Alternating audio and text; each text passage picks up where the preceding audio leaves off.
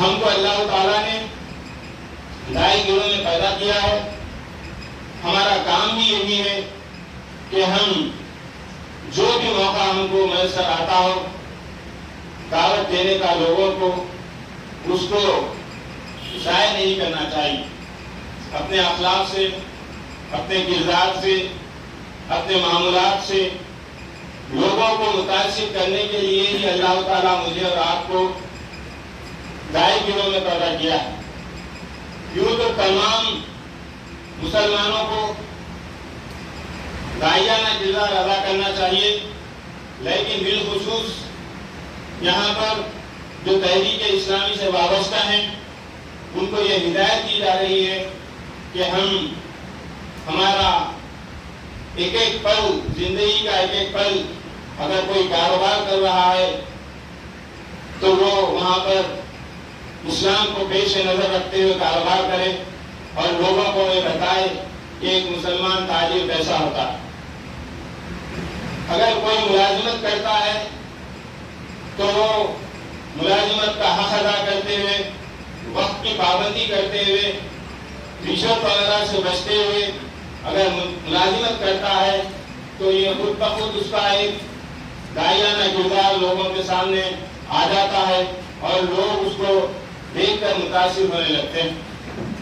پھر اسی طریقے سے خدمت خلق ہے, اپنے بہترین اخلاق ہے. اسلام دراصل دو چیزوں سے پھیلا, ایک خدمت خلق اور پھر دوسرے بہترین اخلاق و کردار. یہ دو چیزیں اگر کسی دائی گروہ میں ہوتے ہیں تو وہ بہت جلد سے جلد اسلام کو عام لوگوں تک پہنچانے میں مفید و معاون ثابت ہو سکتے ہیں. اس کے بعد اللہ تعالیٰ آگے فرماتا ہے, اور اے نبی, نیکی اور بدی یکساں نہیں ہے, تم بدی کو اس نیکی سے دفع کرو جو بہترین ہو. جب مسلمانوں کا عرصہ دراز مکے کے اندر تنگ کر دیا جاتا ہے تو یہاں پر اللہ تعالیٰ حالت بنا رہا ہے کہ تمہارے ساتھ اگر کوئی بدی کا رویہ اختیار کرے تو تم اس کے ساتھ بدی مت کرو, بلکہ اس کے ساتھ بہترین حسن اخلاق کے ساتھ پیش آؤ, نیکی کرو اور بدی کو دفع کرنے کی کوشش کرو. ہم دیکھتے ہیں کہ مکے کے اندر اسلام کا جو ابتدائی دور تھا اس میں لوگوں کو جو اسلام قبول کرتے تھے طرح طرح سے ستایا جاتا تھا. اس موقع پر اللہ تعالیٰ ان کو یہ بات بتا رہا ہے کہ نیکی کے عمل کو تم اختیار کرو, بدی سے اپنے آپ کو بچاتے رہو. اس آیت کے اندر بہترین جو انسان کی صفت ہونی چاہیے اللہ تعالیٰ بتا رہا ہے کہ اگر تمہارے ساتھ کوئی برائی کرے, اگر تمہارے ساتھ کوئی ظلم و زیادتی کرے تو اس کا جواب ظلم و زیادتی سے نہیں بلکہ نیکی سے دو, اور اپنے اخلاق کے ذریعے سے, اپنے کردار کے ذریعے سے لوگوں کو متاثر کرنے کی کوشش کرو.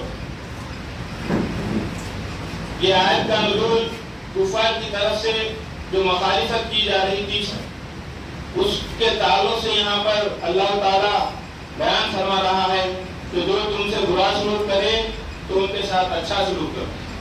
حضور نبی کریم صلی اللہ علیہ وسلم کی ایک حدیث بھی ہے جس میں آپ صلی اللہ علیہ وسلم نے فرمایا جو تم سے کٹے تم اس سے جڑو, جو تم پر ظلم کر رہے ہیں تم ان کے اوپر ظلم مت کرو. اس کے ذریعے سے جو تمہارا ابدی دشمن ہے وہ آپ کے اس کردار سے, آپ کے اس رویے سے وہ متاثر ایک نہ ایک دن ہوگا اور وہ دائرہ اسلام کے اندر داخل ہوگا.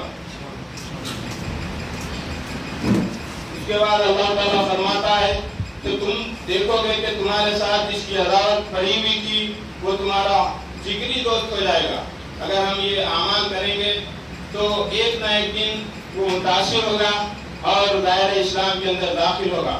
قرون اولیٰ کے مسلمان یہی رویہ اختیار کیے تھے جس کی وجہ سے ایک مختصر عرصے میں اسلام بڑی تیزی کے ساتھ پورے عرب کے اندر پھیلتا گیا. یہ دو چیزیں تھیں جس کی وجہ سے, ایک تو بہترین اخلاق, دوسرے خدمت خلق اور پھر برائیوں کو روکنا اور بدی کی جگہ نیکی کو پھیلانا، یہ ایسی صفات تھی اہل ایمان کی جس کی وجہ سے اسلام روز بروز بلند ہوتا گیا اور لوگوں کو متاثر کرتا گیا۔ اس کے بعد اللہ تعالیٰ فرماتا ہے کہ یہ صفت نصیب نہیں ہوتی مگر ان لوگوں کو جو صبر کرتے ہیں، یعنی کفار مکہ اور مشرکین مکہ کی جانب سے جو اذیتیں، جو تکالیف دی گئیں، اس پر صبر کرتے ہوئے اگر ہم نیکی کا حکم دیں، بدی سے لوگوں کو روکتے رہیں، تو بدی زیادہ دیر پا چلنے والی نہیں ہے، ٹکنے والی نہیں ہے۔ ایک دن آئے گا، نیکی پھیلے گی، اسلام پھیلے گا اور دنیا کے بڑے حصے پر انشاءاللہ اس کا ہم دیکھتے ہیں کہ وہ خارج ہو چکا تھا۔ اور یہ مقام حاصل نہیں ہوتا مگر ان لوگوں کو جو بڑے نصیبے والے ہیں۔ یعنی اس کے اندر یہ بات بتائی جا رہی ہے کہ تم اچھائی کے ساتھ پیش آؤ، جو تمہارا حق مانگتا ہے تو تم اس کو حق دو۔ تو یہ کردار جس کے اندر ہوتا ہے وہ بڑی نصیبے والے ہوتے ہیں۔ وآخر دعوانا ان الحمد للہ رب العالمین۔